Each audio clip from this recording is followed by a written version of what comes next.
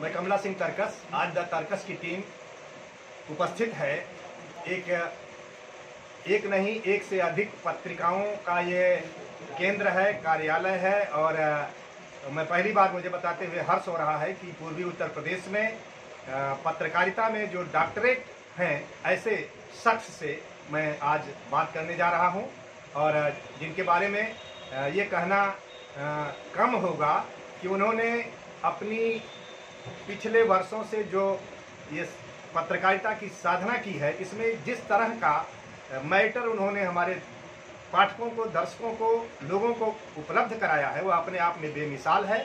वह आजमगढ़ की धरती से जुड़े विश्राम के विरहों या जो विरही विश्राम हैं, उनकी जो पूरी चेतना है गीतों में, लोकगीतों में, उसको लेकर के और तमाम ऐसी चीज़ों पर आपने काम किया है कि जिसके बारे में संक्षेप में बता पाना आसान नहीं है। वह परत दर परत आगे हम बात करते रहेंगे।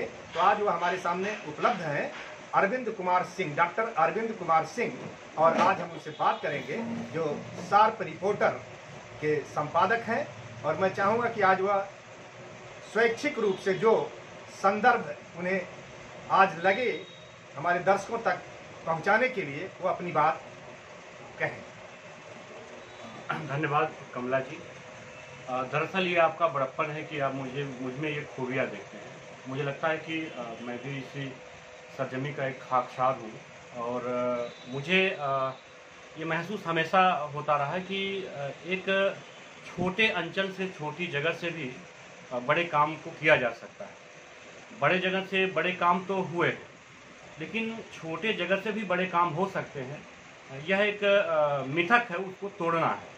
तो उसको लेकर हम लोगों ने सोचा, और मार्च 2008 से एक मैगजीन जिसका नाम शार्प रिपोर्टर है, और उसको निकालना शुरू किया। मैं बता दूं आपको कि कभी भी सफलता के पीछे नहीं भागे हम लोग, और न हमारी टीम भागती है।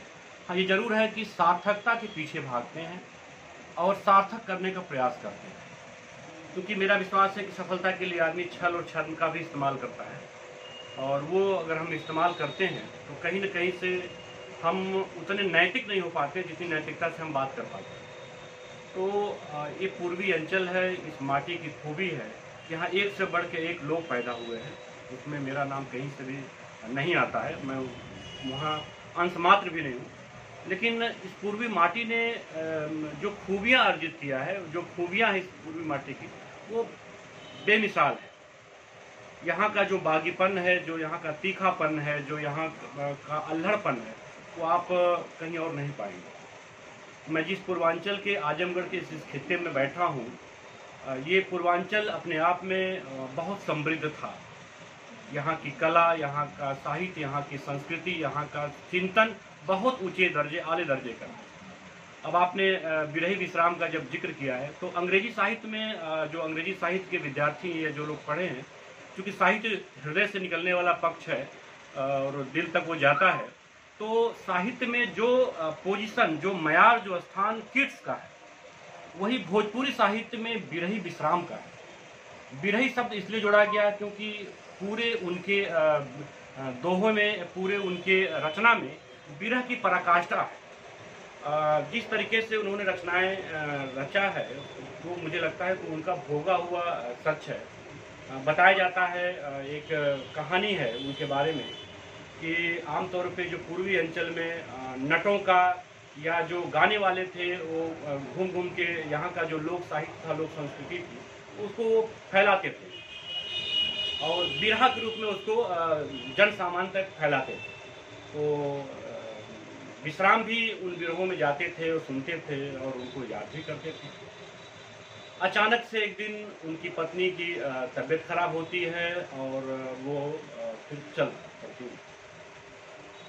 पत्नी का निधन हो जाता है। इस खबर से वो इतने व्याकुल हो जाते हैं, इतना ज़्यादा मर्माहत हो जाते हैं, संवेदना का वो चरम हो जाता है, कह लीजिए कि विरह की, कि जब उनकी पत्नी को ले जाकर सौदा करने के लिए जब मरघट पर ले जाया गया, वो पागल होकर बिल्कुल लकड़ी उठा लिए और जैसे जैसे पागल की जो स्थिति हो जाती है, बिल्कुल दिमागी रूप से संतुलन खो देना, उस तरीके का चीज़ें हो गई।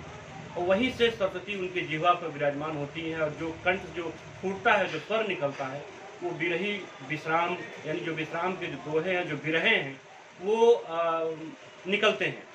क्योंकि पहले या बाद के समय में भी देखा जाए कि बहुत सारे लिखने की जो प्रक्रिया थी वो तो बाद में आई। उस समय श्रुति माध्यम से एक पीढ़ी से दूसरी पीढ़ी में बिरहे ट्रांसफर होते रहे, स्थानांतरित होते रहे। हमारी धरती के महापंडित राहुल सांकृत्यायन है, जो बोलगा से गंगा की सांस्कृतिक धरोहर को जोड़ते हैं, उसके महत्व को जोड़ते हैं। उन्होंने भी उन बिरहों का संकलन किया था। हमारे जनपद के मुखराम सिंह बहुत बड़े पत्रकार हुए, वेस्ली कॉलेज के अध्यापक हुए, उन्होंने भी उसमें सहयोग किया है।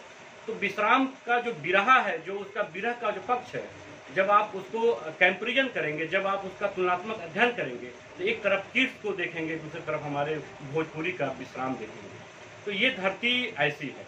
मैं आगे आपको बताना चाहूँगा कि शार्प रिपोर्टर साप्ताहिक हम लोग निकालते हैं, और ख़ास तौर पे हम भोजपुरी पट्टी या जो पूर्वांचल है, इसकी अपनी जो दर्द है, इसकी अपनी जो वेदना है, इसका जो मुफलिसी का इतिहास है, इसका जो बगावत का इतिहास है, इस पर हम उन चीज़ों को लेकर हम आधारित करके हम निकालते हैं। हम पूर्वांचल पर एक एपिसोड हम लोग कर रहे हैं, एक पूरा सीरीज कर रहे हैं, और ये अभी प्रचार चल रहा है। हम बस 1-2 अंक बाद शुरू करेंगे।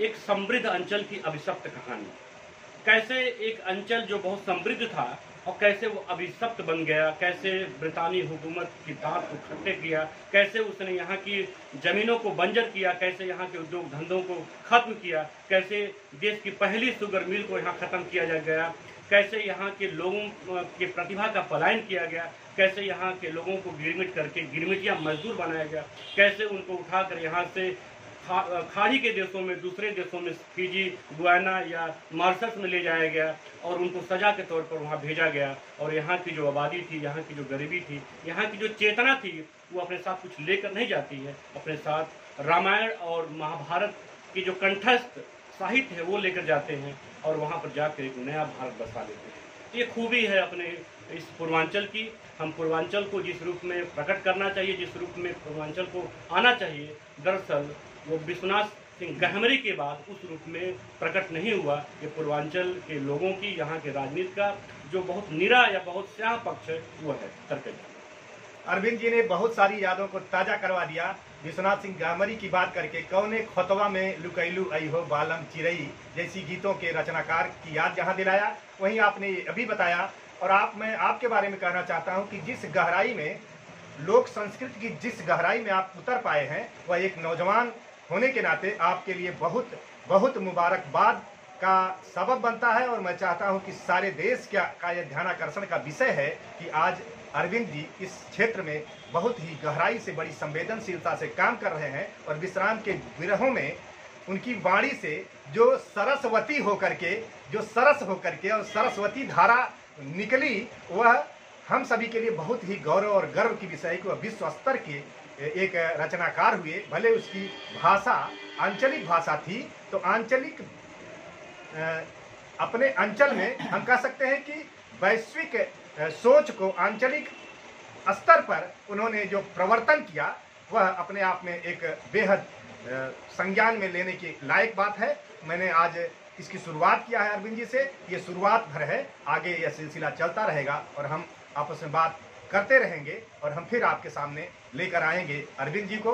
और आपने शार्प रिपोर्टर के संपादक के रूप में मेरे लेखों को कई बार छापा है, और आज मुझे खुशी हो रही है कि मैं आपका ये साक्षात्कार लेने के लिए यहाँ उपस्थित हूँ। द तर्कस के लिए ये एक सुखद अनुभूति का क्षण है। बहुत बहुत धन्यवाद।